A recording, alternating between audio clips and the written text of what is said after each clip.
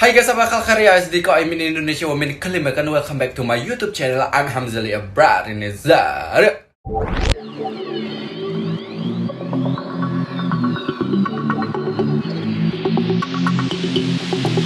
Ya guys, sebelum kita mulai aku mau bilang makasih banyak buat kalian yang sudah subscribe aku, dan buat kalian yang belum, kalian boleh subscribe sekarang karena di sini kita bakal bicara banyak hal. Mulai dari cerita-cerita Islami, horror, misteri dan juga konspirasi. Untuk itu jangan lupa kalian subscribe aku dan juga jangan lupa kalian turn on notification. Dan juga aku mau bilang makasih banyak buat kalian yang udah support aku di berbagai platform sosial media. Oke guys, langsung aja kita mulai. Hari ini kita bakalan bicara tentang kejahilan Nuaiman kepada Rasulullah. Nuaiman ini salah satu sahabat Rasulullah yang memang walaupun dia jahil banget nih ya, tapi Rasulullah suka banget sama dia guys. Dari beberapa riwayat mengatakan kalau Rasulullah ini senang banget kalau udah ada kehadirannya si Nuaiman. Walaupun dia jahil sama Rasulullah, dia tuh kayak sayang banget sama si Nuaiman guys. Jadi si Nuaiman ini digambarkan sebagai salah satu sahabat Rasul yang suka mabuk guys. Sebelum kita bahas tentang si Nuaiman yang suka mabuk, kita balik ke zaman-zaman dimana mabuk ini belum diharamkan guys. Jadi suatu hari sahabat Rasul Sayyidina Ali berkumpul dengan teman-temannya dan mereka dihidangkan yang namanya khamar guys. Sebenarnya nggak khamar aja, ada beberapa makanan termasuk di dalamnya adalah khamar. Setelah itu mereka minum khamar itu bersama teman-temannya, kemudian mereka mabuk. Setelah mereka mabuk-mabukan, datanglah waktu sholat. Pada saat itu sahabat Rasul Sayyidina Ali diminta untuk menjadi imam. Nah, karena dia mabuk, dia pun jadi bacaannya jadi ngelantur guys. Jadi ngelantur nggak jelas dan teman-temannya yang di belakang juga kayak gitu guys. Nah, dari kisah ini turunlah surah An-Nisa ayat 43. Wahai orang-orang beriman, janganlah kamu mendekati sholat ketika kamu dalam keadaan mabuk, sampai kamu sadar apa yang kamu ucapkan. Dan jangan pula kamu menghampiri masjid ketika kamu dalam keadaan junub, kecuali sekedar melewati jalan saja sebelum kamu mandi junub.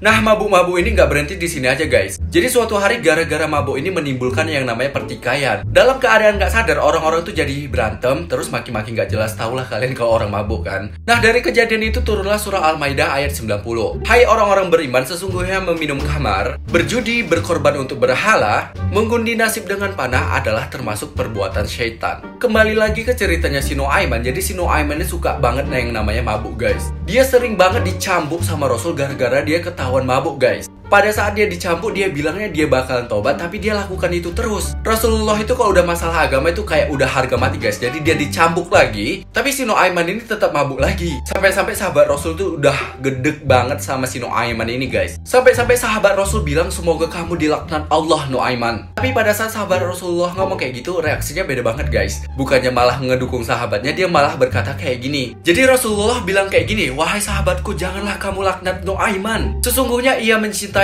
Allahnya dan juga Rasulnya. Dan dalam beberapa riwayat juga bilang kalau misalnya si Nuaiman ini dicintai sama Rasul dan juga Allah guys. Tapi ya gimana lah ya, namanya sahabat Rasul ini udah gedek banget sama Nuaiman karena dia gitu-gitu terus guys. Udah mabuk, dicambuk, mabuk, dicambuk, mabuk, dicambuk terus gitu. Sahabat Rasul menganggap Nuaiman sudah mempermainkan Allah dan juga Rasulullah. Lanjut ke ceritanya si Nuaiman. Jadi Ibnu Majah pernah menceritakan si Nuaiman ini pernah diajak salah satu sahabat Rasulullah, Sayyidina Abu Bakar. Pada saat itu si Nuaiman diajak Sayyidina Abu Bakar untuk pergi ke negeri Syam. Jadi kalau sekarang negeri Syam itu daerah-daerah Palestina, Lebanon, Jordania dan juga Syria guys. Nah, pada saat itu Sayyidina Abu Bakar sering banget beli-beli barang di negeri Syam bersama teman-temannya. Nah, sebelum dia berangkat, dia izin dulu sama Rasulullah. Dia pingin ngajak dua teman Rasulullah. Jadi ketika itu Rasulullah didatangi sama Sayyidina Abu Bakar. Terus dia bilang kayak gini, ya Rasulullah, saya mau izin ya Rasulullah. Dijawab sama Rasulullah, mau apa? Terus Sayyidina Abu Bakar bilang kayak gini, saya mau izin untuk mengajak dua sahabatmu ya Rasulullah. Terus Rasulullah bingung siapa gitu. Terus dijawab Sayyidina Abu Bakar, Nuaiman dan juga Suaibid ya Rasulullah. Di situ Rasulullah udah ngakak kecil karena dia udah tahu karakteristiknya si Nuaiman. Jadi sebelum-sebelumnya Nuaiman ini sering banget jahilin Rasulullah. Pernah suatu kali Nuaiman ngajak Rasulullah dan juga sahabat-sahabatnya untuk makan. Udah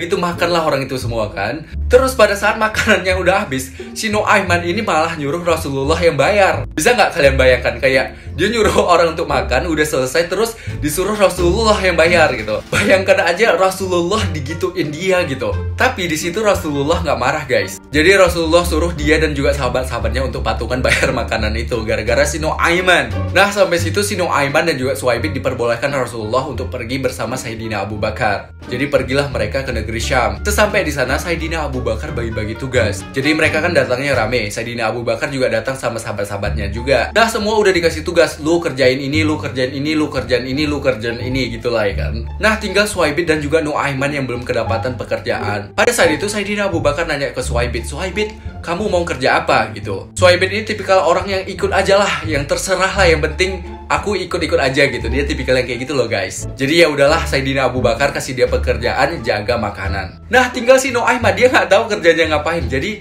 si Nuaiman ini nanya juga ke Saidina Abu Bakar. Terus jawaban Saidina Abu Bakar kalian tahu apa? Terserah, lu mau ngapain terserah dah gitu. Kayak gitulah. Kayak si Nuaiman ini dibebaskan mau ngapain, sementara dia nggak punya duit ya kan. Karena dia juga diajak-ajak gitu, tapi dia nggak punya duit gitu. Terus Saidina Abu Bakar dan juga sahabat-sahabatnya udah kebagian kerja lah, termasuk si Suhaibid. Nah si Nuaiman ini nggak tahu mau ngapain, dia mager-mageran lah. Dia mager-mageran di camp mereka. Udah gitu agak siang dikit si Nuaiman ini kelaparan. Dia udah capek mager-mageran ya kan. Terus pergilah ke tempatnya si Suhaibid karena dia tahu di situ adalah sumber makanan. Karena dia nggak punya duit kan, jadi dia nggak bisa beli apa-apa. Terus Nuaiman ini datang ke tempatnya Suhaibid dan dia bilang kayak gini, wahai Suhaibid, berikan aku makanan, 1 roti aja. Yang penting aku makan, aku udah lapar, katanya si Nuaiman. Terus dijawab sama si Suhaibid, ya Allah Nuaiman, mending kita tunggu Saidina Abu Bakar saja. Aku sudah diamanahkan untuk menjaga makanan. Aku nggak bisa berikan makanan ini ke siapapun kecuali atas izin dari Saidina Abu Bakar. Jawabannya si Nuaiman malah kayak gini,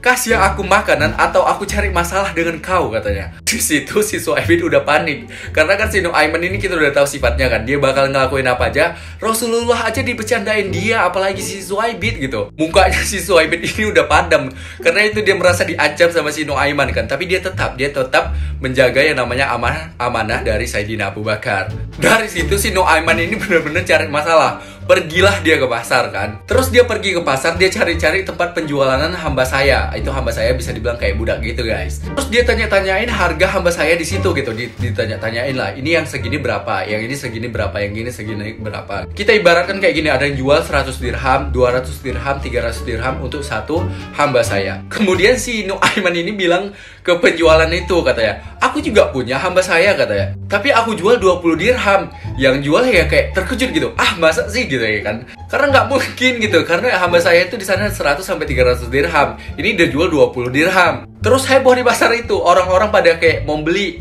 hamba sayanya si Nuaiman. Tapi yang mau beli ini nanya-nanya juga, kenapa kok bisa murah kali gitu. Dijawablah sama si Nuaiman, iya karena hamba saya aku punya aib, katanya. Apa aibnya, kata yang pengen beli ya kan. Iya, soalnya hamba saya aku kalau misalnya dijual, dia bilang dia bakal teriak kalau aku adalah orang yang merdeka, aku bukan hamba saya, katanya. Di situ orang-orang yang mau beli ini udah percaya banget nih kan. Terus orang itu skui dari pasar ke campnya Saidina Abu Bakar. Terus si Nuaiman bilang kayak gini, itu yang berdiri di sana itu adalah hamba saya. Itu yang jagain makanan, kalian tarik aja, katanya. Udah ditarik si Suhaibid ini, teriak-teriak dia gitu. Teriak-teriaknya juga kayak, lepaskan aku bukan hamba saya, aku adalah orang yang merdeka. Si Suhaibid teriak-teriak kayak gitu ya, makin percaya orang yang beli dia gitu kan. Si Nuaiman ini udah dikasih duit 20 dirham, udah dipegang dia, keluyuran dia ke pasar itu, beli apapun dibeliin dia, termasuk beli makanan. Pokoknya udah hedon lah dia di sana kan, di pasar Syam. Setelah itu udah siang banget, Saidina Abu Bakar balik ke camp. Di sini posisinya Saidina Abu Bakar dan juga sahabat-sahabatnya itu udah lapar banget guys. Jadi dia mau makan, dia datangi tempatnya si Suhaibid. Tapi pada saat Saidina Abu Bakar sampai ke tempat penjagaan makanan, dia nggak lihat si Suhaibid. Terus dicari lah si Suhaibid nih kemana-mana, keliling daerah camp dia lah ya kan. Karena Saidina Abu Bakar ini tahu banget karakteristiknya si Suhaibid. Dia ini nggak mungkin dia mengkhianati Saidina Abu Bakar gitu. Karena karakteristiknya tuh kayak ikut-ikut aja gitu kan si Suhaibid gitu. Terus keliling-keliling jumpa si Nuaiman gitu. Dia udah santuy gitu, udah kenyang, udah hedon ya kan. Dia jumpa si Nuaiman kok enak-enak aja gitu. Ditanyalah ke Nuaiman. Saidina Abu Bakar bilang kayak gini, wahai Nuaiman, kemana si Suhaibid? Terus si Nuaiman jawab gitu, dengan santuynya dia bilang, sudah aku jual gitu, sudah sold out. Nuaiman ini kayak orang yang jujur-jujur banget, tapi dia kayak usil gitu guys. Dia memang jujur, udah dijual. Diceritakan dialah panjang lebar cerita dia yang jual si Suhaibid ke Saidina Abu Bakar. Mulai dari dia kelaparan, mulai dari dia ke pasar, mulai sampai dijual si Suhaibid, diceritakan dia ke Saidina Abu Bakar. Di situ Saidina Abu Bakar udah astagfirullah, kayak astagfirullah Nuaiman gitu kan. Soalnya si Nuaiman ini memang kayak nggak ada akhlaknya juga gitu. Terus kan dalam keadaan lapar nih, Sayyidina Abu Bakar nyari orang yang beli si Suhaibit. Udah jumpa, digantikan lah. Kalau itu ada kesalahpahaman gitu. Jadi si Suhaibit ini nggak dijual gitu. Terus setelah kejadian ini pulanglah Sayyidina Abu Bakar bersama teman-temannya ke Madinah. Terus kejadian Nuaiman ini diceritakan sama Sayyidina Abu Bakar ke Rasulullah. Pas dengar cerita itu di luar ekspektasi guys, Rasulullah itu bukannya marah sama si Nuaiman gitu. Malah setelah diceritakan Sayyidina Abu Bakar, Rasulullah itu malah ngakak guys. Ngakak sejadi-jadinya sampai kelihatan gigi gerahangnya gitu. Di situ Sayyidina Abu Bakar juga kayak shock juga kan. Karena Sayyidina Abu Bakar juga jarang banget lihat Rasulullah ngakak kayak gitu sampai kelihatan gigi gerahangnya. Kalian bayangkan itu coba. Saking ngakaknya Rasulullah ya.